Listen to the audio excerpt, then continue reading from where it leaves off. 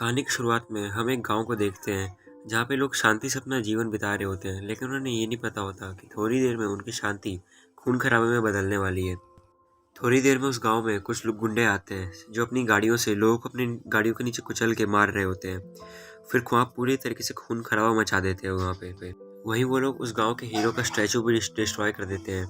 दरअसल वो लोग खून खराबा गैंग से थे जो अलग अलग रिसोर्सेज वाले गांव के पास जाके उन्हें डिस्ट्रॉय करते हैं और वहाँ के रिसोर्सेज का यूज करके अपनी गैंग के लोगों को जिंदा रखते हैं। यहाँ पे किंग कानो का असिस्टेंट उन लोगों को सांग समझाता है कि यहाँ पे किंग कानो आप लोगों की रक्षा के लिए आ रहे हैं, लेकिन उस गांव का कोई भी आदमी सांग की बातों में सहमति नहीं दिखाता। तो इन सब के आगे किंग कानो खुद आ जाते हैं। उसके आते कि उसके आदमी वहाँ पे उसका जोरदार स्वागत करते हैं। उन सबको शांत कराने के बाद किंग कानो कहता है कि कब तक तुम सब लोग ये बोरिंग लाइफ जियोगे, मेरी शरण में आओ, तुम सबको मैं एक खुशहाल जिंदगी दूंगा और इसी बात पे सब्सक्राइब करो जिसे तुम्हारी जिंदगी का एक मीनिंग होगा। लेकिन कोई भी किंग कानो की इस बात से वो सहमत नहीं दिखा रहा था।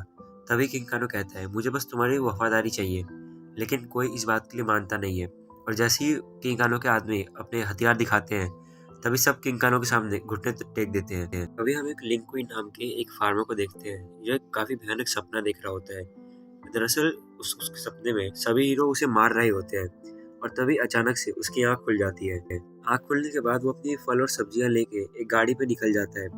रास्ते में कुछ लोग देखते हैं कि एक गाड़ी काफी ज्यादा तेजी से उनकी तरफ आ रही है और तभी ये लिंक कोई अपनी गाड़ी को उनसे भगाने लगता है, लेकिन अपने आधुनिक गाड़ी की वजह से वो लोग लिंकुई के आगे आ जाते हैं और लिंकुई का सामान लेने लगते हैं।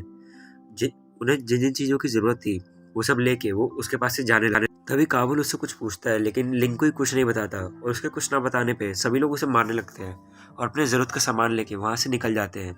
उसकी गाड़ी भी वो लोग वहां पे गिरा देते हैं। रास्ते में कोबरा कबाल से घर जाने के लिए कहता है। तभी कोबरा कहता है कि वो बूढ़ा आदमी जहाँ पे फल और सब्जियां लेके जा रहा था, अगर हम उस जगह की लोकेशन का पता लगा ले तो किंग कानो हमसे काफी ज्यादा खुश होंगे। उन्हें रास्ते में एक गांव दिखाई देता है जहाँ पे उन्हें काफी ज्यादा खाने के संसाधन दिखाई देते हैं, जिसे देख के वो तीनों काफी ज्यादा खुश होते हैं। और तभी काबाल रास्ते से एक फल उठा लेता है। तभी जैसे दुकानदार उससे पैसे मांगता है तो उसे धक्का देके गिरा देता है और हंसने लगते हैं। उन्हें लगता है कि यहाँ पे पिछले गांव की तरह ही उनका मुकाबला करने के लिए कोई नहीं होगा।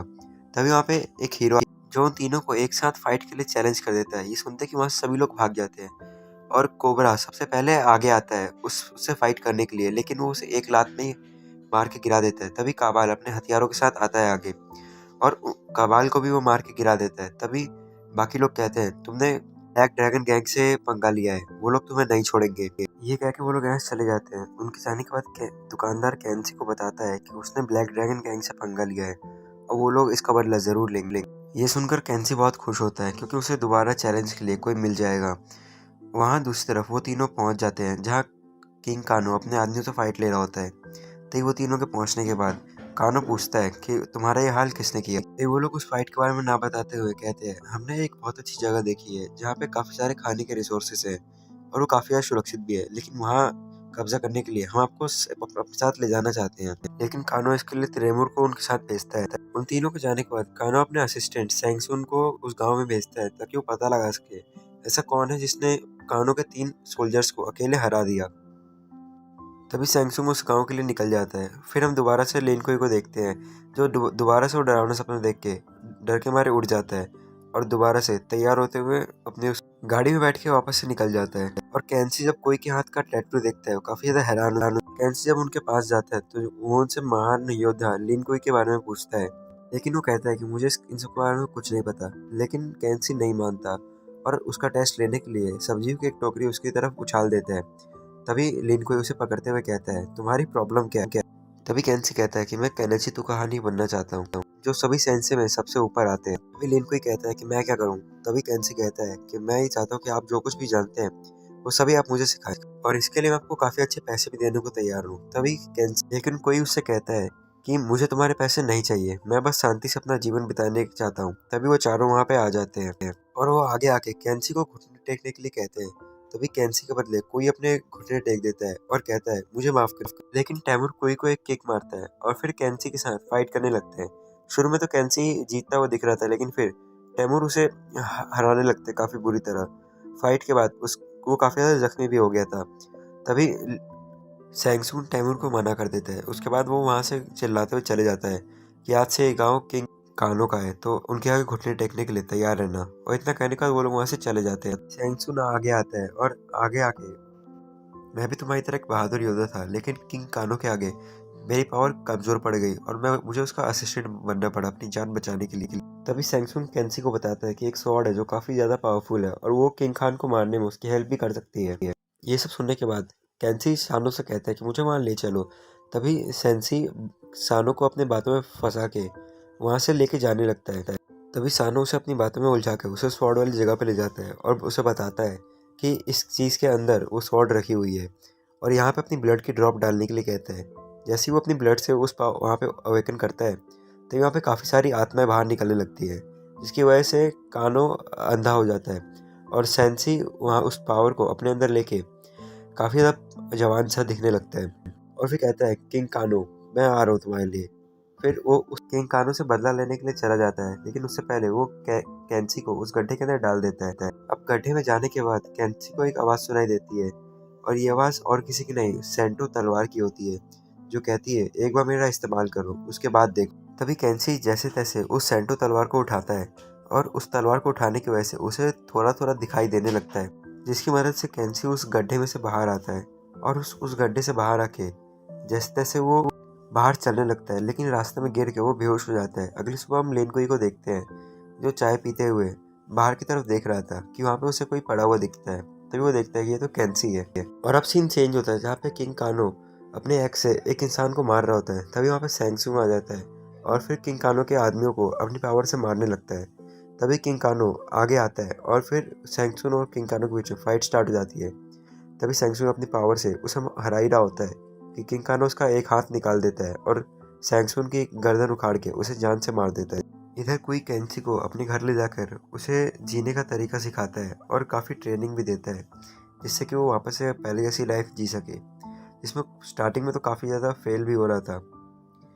तभी कोई कैंसी को उसके स्वॉर्ड के बारे में बताता है कि जब वो उसके हाथ में होती है तो उसे काफ़ी कुछ दिखाई देता है और फिर जैसे ही हटती है तो उसे दिखाई देना बंद हो जाता है।